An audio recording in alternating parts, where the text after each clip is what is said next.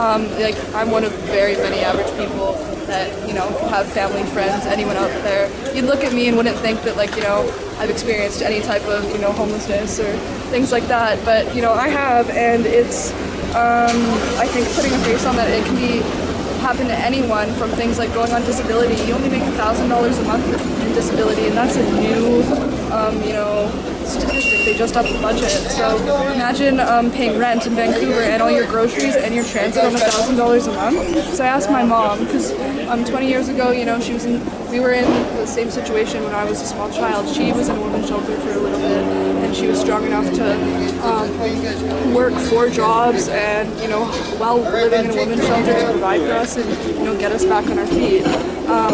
But one thing she told me is we're not able to stop the displacement of the police because they're so aggressive and there's so many of them, and they'll do what they want, but we can help those who have been displaced. Today I'm out here just watching the police, making sure that nothing gets violent again, and as much as we weren't able to stop any of the, you know, destruction yesterday, we were able to aid in it, and I really think all the presence there stopped it from being so violent and so brutal.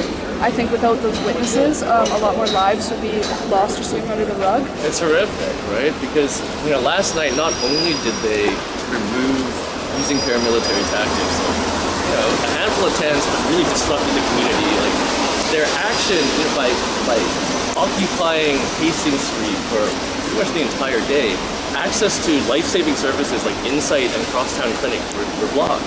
We were talking to the workers there. You know, people go there for their daily dispensing of like medicine, treatment. They didn't see a bunch of their clients that day. They were not given a heads up by the police or the city. And so we're worried that this action and the continued action will have cascading effects on the community in terms of overdose death, people missing treatments, people missing, they couldn't go to the bank yesterday because they also blocked off this area. Again, people have been banished from the neighborhood, right? They have no place to really go. And so they, again, go to shelter alone elsewhere. And we've lost track of a lot of the people that we consider part of our community have disappeared. So some of them may have gone into shelters. Others, you know, they said that they removed 80 tents. 8 people went into shelters. So that's 10% of them, right? Where are the rest of the 72 people? We don't know. If you actually talk to the residents, like ask them, why do they stay in this community, right? It's because they're safer.